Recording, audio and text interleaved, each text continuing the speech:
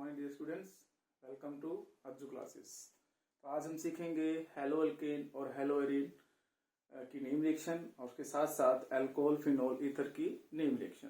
तो इन name reaction को हम किस तरह से याद कर पाएं। बहुत सारी नेम रिएक्शन हमें याद करनी होती हैं जो कि आपस में इंटरमिक्स हो जाती हैं और हमें बहुत ज़्यादा कंफ्यूज करती हैं। और ये जो नेम रिएक्शन होती हैं ये हमेशा एग्जाम के पॉइंट ऑफ व्यू से बहुत ज़्यादा इंपॉर्टेंट होती हैं और मोस्टली एग्जाम में आती भी है। तो आइए आज हम सीखते हैं कि कैसे इन नेम रिएक्शन को याद किया जाए। तो इसके लिए एक शॉर्ट ट्रिक्स हैं जिससे आप इन नेम रिएक्शन को याद कर सकते हैं और उसके साथ कुछ कुछ रिकॉलिंग मेथड्स हैं जिसके द्वारा उन नेम रिएक्शन को आप लिख भी सकते हैं। ओके, तो जैसा कि आप देख सकते हैं यहाँ पर मैंने लिखा है सैंड। सैंड कोई व्यक्ति है, ठीक है, उसको थोड़ी रेस्पेक्ट दी है हमने। सैंड जी, WWF ये आप जानते हैं वर्ल्ड वाइड फाइट, ठीक है। विल वॉक राइट और रॉन्ग। तो ये एक छोटा सा सेंटेंस हमने बना लिया है। Sand G WWF will walk right. तो अब यहाँ पर हम एक एक करके इसको हम स्टडी करेंगे। तो यहाँ पर जो सैंड है, sand will stand for sand near.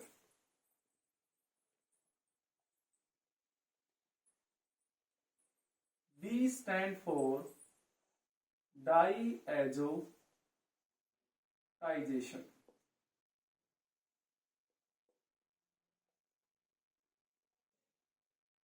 And G stand for Gutterman reaction. Same W stand for Wurtz reaction. Next W stand for Wurtz fitting reaction. Then F stand for fitting reaction.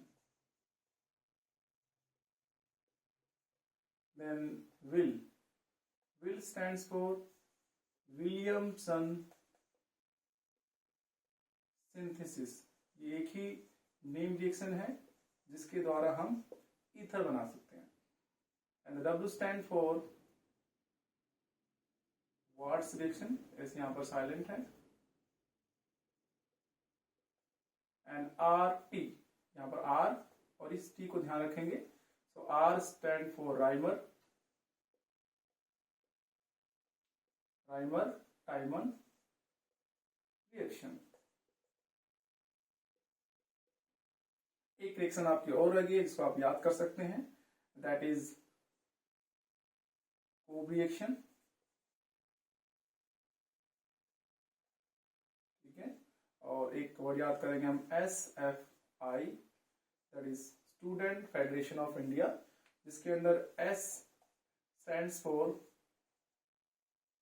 Watts reaction, जिसके अंदर आपका fluorine exchange होता है। And F stands for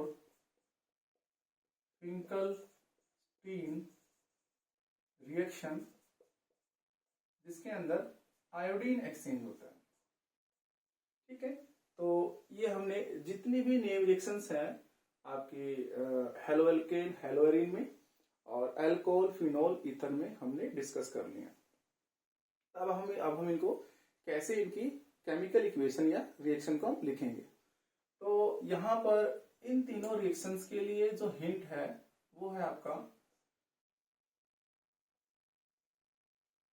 डायोजेनियम salt, या कह सकते हैं benzene diazonium chloride. तो सबसे पहले हम यहां डिस्कस करेंगे डाइएजोटाइजेशन। तो डाइएजोटाइजेशन का मतलब the process in which there is a formation of diazonium salt. तो यहां से हम देख सकते हैं कि आपका जो प्रोडक्ट है वो तो कंफर्म है कि वो एक डाइएजोनियम साल्ट है, ठीक है। तो हमें यहाँ पर रिएक्टेंट याद रखना है, तो आप रिएक्टेंट याद रखेंगे सभी बच्चे। ये आपका क्या होगा, एनिलीन। तो एनिलीन हमारे पास है NH2, और यहां पर आपको याद रखना है sodium nitrite plus HCl। And ध्यान दीजिएगा ये बहुत ही ज्यादा स्पेसिफिक रिएक्शन है, तो यहाँ पर आपका टेम्परेचर क्या होगा, वो स्पेसिफिक होगा, that will be from 0 to 5 degree Celsius. So the process in which we can prepare benzene diazonium salt from aniline by using sodium nitrite plus HCl at 0 to 5 degree Celsius is called as diazotization। तो अगर आपने ये सीख लिया है diazotisation, तो उसके प्रकार से आप सैंडविच रिएक्शन भी कर सकते हैं। तो मैं बताया सभी को ये हिंट है। तो नेक्स्ट में आपका सैंडविच रिएक्शन में क्या होगा, आपका डाइएजोनियम साल्ट होगा, और अगर आप यहां लेते हैं copper chloride, sorry not copper, cuprous chloride plus HCl, then we get chlorobenzene plus N2। That reaction is called as Sandmeyer reaction। ठीक है, that reaction is called as Sandmeyer reaction। Same उसी प्रकार से गटरमैन रिएक्शन क्या हो जाएगी आपकी, वहां भी आपका सेम होगा, बेंजीन डाइएजोनियम साल्ट, और यहां पर वही है, आपका जो प्रोडक्ट है वो दोनों के दोनों सेम है, चाहे आपका गटरमैन रिएक्शन हो और चाहे आपकी सैंडमेयर रिएक्शन हो। बस यहाँ पर जो रिएजेंट है, जो भी आपकी प्रेजेंस होती है, यहाँ पर पहले क्यूप्रस क्लोराइड प्लस HCl था, यहाँ पर आपका copper plus HCl, then we get chlorobenzene from diazonium salt. तो इस प्रकार से हम सैंड जी से डाइएजोटाइजेशन, सैंडमेयर रिएक्शन और गटरमैन रिएक्शन को याद कर सकते हैं और उसकी इक्वेशन को लिख सकते हैं। नेक्स्ट आपके पास है Wurtz reaction, Wurtz Fittig reaction और फिटिंग रिएक्शन। इसको आपको ध्यान रखना है, इनके लिए हिंट आपके पास है। यहाँ पर आपको ध्यान रखना है कि ये जो रिएक्शन है ये आपके हेलोएल्केन और हेलोएरिन से रिलेटेड है।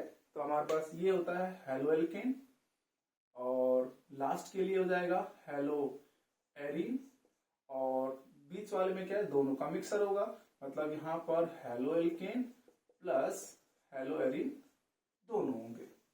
तो आप ये थोड़ा हिंट याद रखिएगा सभी कि फर्स्ट में आपका, बिकॉज ये आपके हेलोएल्केन हेलोएरिन की रिएक्शन है, तो फर्स्ट के लिए हेलोएल्केन RX, लास्ट के लिए हेलोएरिन ARX, और बीच वाले के लिए दोनों, मतलब हेलोएल्केन और हेलोएरिन दोनों का मिक्सचर। तो अब हम इनकी इक्वेशंस को लिखते हैं। तो सबसे पहले हमारे पास वुड्स रिएक्शन, तो आप जैसा कि बताया सभी को, यहाँ पर क्या होगा, हेलोएल्केन हो केवल, यहाँ पर हम इसको 2RX प्लस में यहाँ पर sodium in presence of dry ether. ये जो सोडियम प्लस ड्राई ईथर है, ये कंडीशन तीनों में सिमिलर रहेगी, चाहे वो वुड्स रिएक्शन हो, चाहे वो वुड्स फिटिंग रिएक्शन हो, और चाहे वो फिटिंग रिएक्शन हो। तो आप देख सकते हैं यहाँ पर क्योंकि NaX बाहर निकलेगा, तो यहाँ पर 2Na और 2X, तो यहाँ पर R आपस में जुड़ जाएंगे, और प्लस में क्या हो जाएगा 2NaX। ये क्या बन गया आपका एल्केन। तो यहाँ पर हेलोएल्केन एल्केन में कन्वर्ट हो गया। तो यहाँ पर जो एल्केन बनेगा, that always have even number of carbon. तो अगर हमने यहाँ पर लिया मिथाइल, तो यहाँ पर इथेन बनेगा, यहाँ पर लिया इथाइल तो वहां ब्यूटेन बनेगा, यहाँ पर लिया प्रोपाइल तो वहां हेक्सेन बनेगा। ठीक है। उसके बाद हमारे पास है वुड्स फिटिंग रिएक्शन। जैसा कि आपको बताया था, ये दोनों का मिक्सचर होगा। तो यहाँ दो एल्काइल हैलाइड लेने के बजाय एक होगा हमारा एल्काइल हैलाइड और दूसरा होगा हमारा एराइल हैलाइड। प्लस में वही सेम आपको क्या लेना है 2Na ड्राई ईथर। जैसे कि आपको पहले बताया था सभी को कि यहाँ पर सोडियम और ड्राई ईथर दोनों की कंडीशन सेम रहेगी। तो सोडियम ड्राई ईथर। ठीक है। तो जिस तरह से यहाँ पर दो आर जुड़ गए थे, बट यहाँ पर आर है और यहाँ पर ए आर है। तो अगर आप ए आर है तो ए आर आप समझ लीजिए बेंजीनिंग होती है प्लस से। ठीक है। और यहाँ पर आपने आर ग्रुप को लगा दिया प्लस में 2NaX। तो यहाँ पर that is a Wurtz Fittig reaction. तो अगर आप यहाँ पर R को डिफाइन कर दें तो इसको आप CH3 लिख दें प्लस में ये आप AR को लिख सकते हैं C6H5X plus 2Na, same condition हुई ड्राई ईथर। यहाँ पर जो आपका जो प्रोडक्ट बनेगा वहां पर ये हो जाएगा CH3 और इसका नाम आप सभी जानते हैं, दैट इज कॉल्ड एज टोलुईन। ठीक है, तो ये आपका जो प्रोडक्ट है ये आपका टोलुईन है। नेक्स्ट आपका है फिटिंग रिएक्शन। जैसे कि आप सबको बताया था कि लास्ट में क्या होगा, आपके एराइल होंगे। तो यहाँ पर एराइल होंगे तो हमारे पास यहाँ पर 2 एराइल ग्रुप होंगे। तो एराइल मतलब C6H5X प्लस 2 सोडियम, और वही सेम कंडीशन आपको बता रखा है ड्राई ईथर, सभी में कंडीशन सेम रहेगी, सोडियम ड्राई ईथर। तो यहाँ पर 2 बेंजीन आपस में जुड़ जाएंगी। तो यहाँ पर देख सकते हैं आप, मैंने इन 2 बेंजीन को आपस में जोड़ दिया है। प्लस में क्या हो जाएगा 2NaX। तो ये जो आपके पास है इसका नाम क्या होगा, डाइफिनाइल। ये क्या हो गया आपका, डाइफिनाइल। तो that's how we can remember Wurtz reaction, Wurtz Fittig reaction and Fittig reaction, और उसको हम आसानी से लिख भी सकते हैं। नेक्स्ट आपका है विलियमसन सिंथेसिस। तो आप यहाँ पर जो विलियमसन सिंथेसिस है इसको आप WWF से ही कंपेयर कर सकते हैं, क्योंकि जैसे अब WWF के बाद ही आया। तो सीधी सी बात यहाँ पर ये है, पहला मैंने आपको सभी को बताया था कि this reaction is used to prepare ether. तो आप ये बात तो क्लियर है कि यहाँ पर ईथर बनना है। तो ईथर बनना है तो अब जैसा कि आपने यहाँ देखा कि यहाँ पर ऊपर RX यूज किया गया है, तो एक R तो आपका कहाँ से आ जाएगा, RX से आ जाएगा प्लस। ठीक है, और हमें क्या चाहिए, दूसरा R चाहिए। तो अब इस X को निकालना है। इस X को निकालने के लिए हमें क्या ध्यान रखना है कि X अगर निकलेगा तो उसके लिए हमें क्या चाहिए, सोडियम चाहिए। लेकिन सोडियम तो X को बाहर लेके चला जाएगा, लेकिन हमें एक R और ऐड करना है। तो हम यहाँ पर क्या रखेंगे, एक R और रख देंगे। ठीक है, लेकिन आप जानते हैं कि 2 R ऐड हो गए, बट उसको क्या चाहिए, ऑक्सीजन भी चाहिए। तो हम यहाँ पर क्या कर देंगे, ये डाल देंगे ऑक्सीजन। तो ध्यान दीजिएगा ये कोई मैकेनिज्म नहीं है, ये केवल एक रिकॉलिंग मेथड है जिससे आप रिकॉल कर सकते हैं अगर आप रिएक्शन को भूल जाते हैं। तो आप देख पा रहे हैं, बताया था सोडियम किस लिए यूज किया गया, X को बाहर निकालने के लिए। तो सोडियम X को बाहर निकाल देगा। तो ये आपकी क्या होगी, विलियमसन सिंथेसिस। ठीक है, तो यहाँ पर RX हेलोएल्केन और RONA, यहाँ पर आपका ये सोडियम एल्कोक्साइड हो जाएगा, RO नेगेटिव। ठीक है, अब इसमें ध्यान रखिएगा, इस रिएक्शन की खासियत है कि यहाँ पर RX अगर आपको ईथर बनाना है तो RX मोस्टली क्या होगा, प्राइमरी होगा। मतलब यहाँ पर जो एल्काइल हैलाइड है वो मोस्टली प्राइमरी होगा, लेकिन यहाँ पर जो R है that may be primary, secondary और टर्सरी। ये आपका प्राइमरी, सेकेंडरी और टर्सरी हो सकता है, लेकिन एल्काइल हैलाइड हमेशा प्राइमरी रहेगा। तो अगर आपको R को वेरी करना है तो इसके R को वेरी कर सकते हैं, primary to secondary, secondary to tertiary.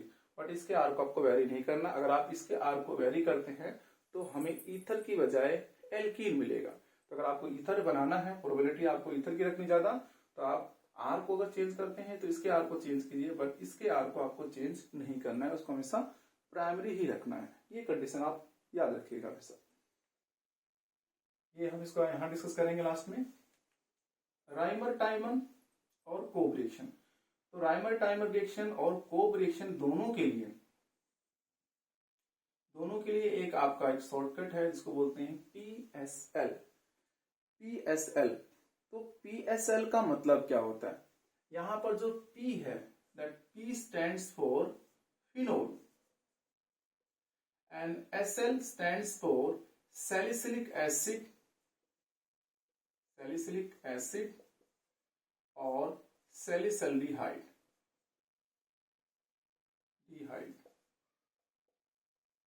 तो आप इसको एक याद रखिएगा, जब भी आपको राइमर टाइमर रिएक्शन या कोब रिएक्शन लिखनी है तो आप इस PSL वर्ड को जरूर याद रखिएगा। तो हम बढ़ते हैं आगे। तो इससे क्लियर हो गया है कि दोनों रिएक्शन के अंदर जो रिएक्टेंट है वो आपका फिनोल होगा।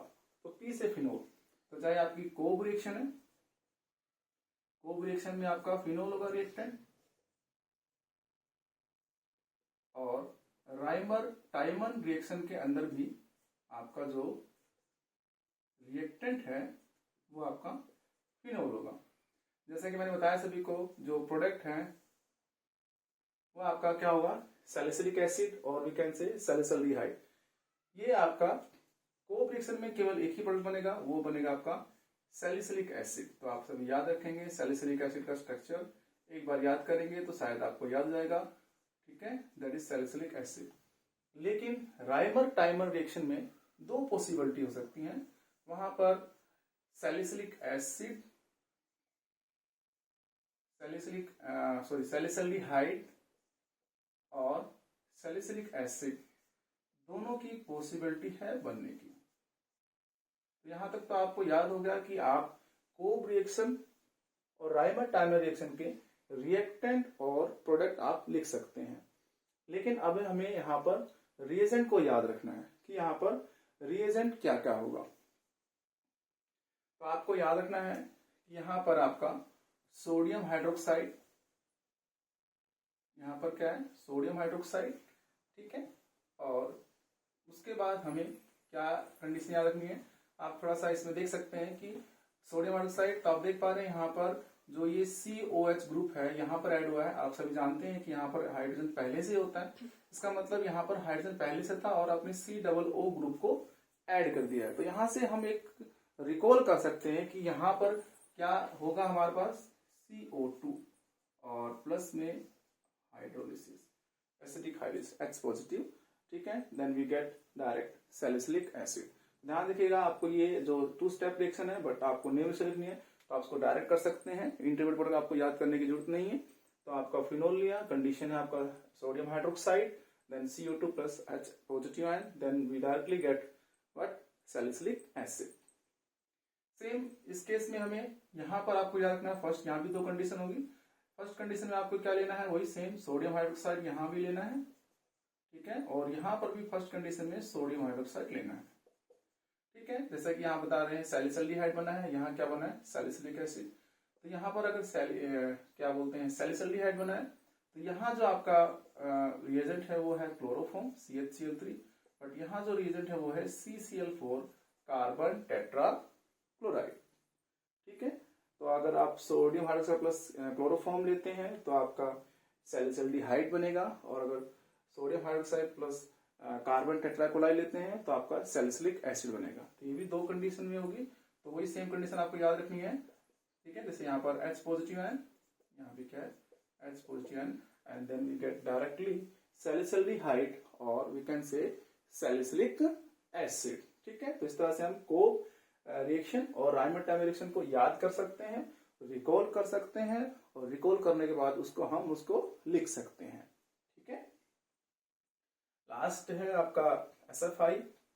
S आपको बताया सभी को, ये एक प्रकार से एक हैलोजन एक्सचेंज रिएक्शन है जिसमें फ्लोरीन एक्सचेंज होता है और आयोडीन एक्सचेंज होता है। तो यहाँ से क्लियर हो गया कि आपका वाट्स रिएक्शन में आपका रिएक्टेंट होगा हेलोएल्केन, और फिंकलस्टीन रिएक्शन में भी आपका रिएक्टेंट होगा हेलोएल्केन।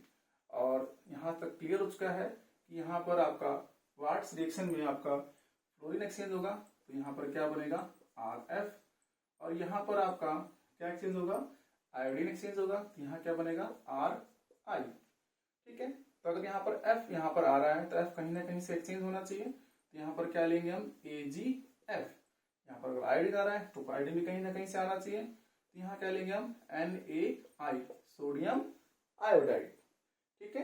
तो आपको थोड़ा सा ध्यान रखना है यहाँ पर। तो यहाँ पर आप देख पा रहे हैं AgX बाहर निकल जाएगा, AgX, ठीक है, और यहाँ पर आपका NaX। आपको एक चीज याद रखनी है कि इस रिएक्शन में आपको एक रीजन और याद रखना है, वो है एसीटोन, ठीक है बच्चों। तो आप सभी को मैं होप करता हूं कि आप सभी को ये सारी न्यू रिएक्शन आपको याद हो जाएंगी और आप अच्छे से इसको सीख पाएंगे और एग्जाम में इसको परफॉर्म कर पाएंगे। तो आज के लिए इतना ही काफी है, ठीक है। तो बच्चों अच्छे से इसको याद कीजिए, समझिए, और अगर कोई क्वेरी है, डाउट है, तो आप मुझसे डायरेक्टली पूछ सकते हैं। Thank you so much.